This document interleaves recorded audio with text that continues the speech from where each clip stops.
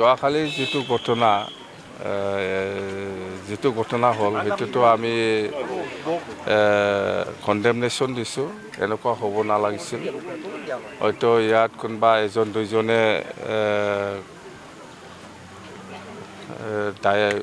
এজন দুজন মানে কোনোবা এজন দুজনে ভুল কৰিব পাৰে। ইয়াৰ কাৰণে গোটেই কিবাটো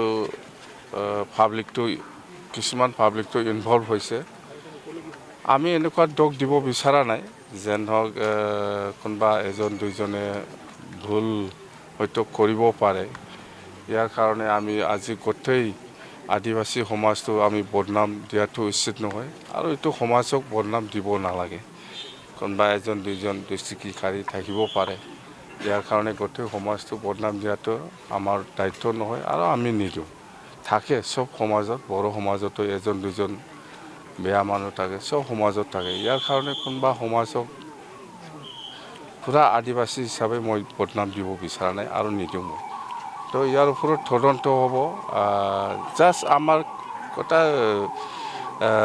এই ৰণিকাটা ৰেঞ্চৰ কোন অফিচাৰ আছে ফৰেষ্টৰ, ইয়াৰ পৰা আমি ৰিপৰ্ট ল'ম। ডিটেইলছ ৰিপৰ্টটো সি ৰিটেনলি আমাক BTCত দিব লাগিব।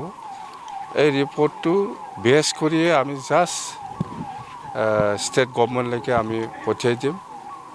একে কথা, ষ্টেট গভৰ্ণমেণ্টে ইয়াত আইনী ব্যৱস্থা কি লয় নলয়, ফৰেষ্ট ডিপাৰ্টমেণ্টে কি ভুল কাম কৰিছে বা কোনোবা ব্যক্তিয়ে কি ভুল কাম কৰিছে, ইয়াৰ ওপৰত তদন্ত হোৱাটো ভাল। আৰু নিশ্চয় ষ্টেট গভৰ্ণমেণ্টে সেইটো দায়িত্ব ল'ব। ষ্টেট গভৰ্ণমেণ্টে চাব, সেইটো আমাৰ ক'ব লগা একো নাই। বা আমি যিহেতু এতিয়া আইনৰ কথা আহিল, সেই আইনৰ কথা বুলি ক'লেতো আমাৰ হাতত নাই। জাষ্ট আমি কি হৈছে, কেনেকৈ হৈছে, এই ৰিপৰ্টটো ফৰেষ্ট ডিপাৰ্টমেণ্টৰ পৰা আমি ল'ম। লৈ পেলাই BTCয়ে জাষ্ট ফৰৱাৰ্ড কৰিব। ইয়াৰ ওপৰত ষ্টেটে কি কৰে নকৰে, আপটো ফৰেষ্টৰ সেই ৰিপৰ্টটো ছাৰ কিমান নিৰপেক্ষ হ'ব? কাৰণ এইটো নিৰপেক্ষ এইবিলাক আপুনি যিবিলাক প্ৰশ্ন কৰিলে অলপ কাজিয়া হয়, এইবিলাক কৰি লাভ নাই আপুনি দেই। অলপ মোক গৰম কৰি লাভ নাই, আৰু মই আপোনাৰ কথা মতে মই গৰম হোৱা মানুহ নহয়। অভিযোগখিনি কথা কৈছোঁ ছাৰ। মই কি কৈছে আমাৰ হাতত আইন নাই। ফৰেষ্ট ডিপাৰ্টমেণ্টে যিটো ৰিপৰ্ট দিব, কাম কোনে আগত কৰিছে, ফৰেষ্ট ডিপাৰ্টমেণ্টে যাই পেলাই কিবা কিবি কৰিছে না, এইটো ডিটেইলছ ৰিপৰ্টটো দিয়ক। আপুনি আইনৰ অৱস্থাত হ'ব নালাগে।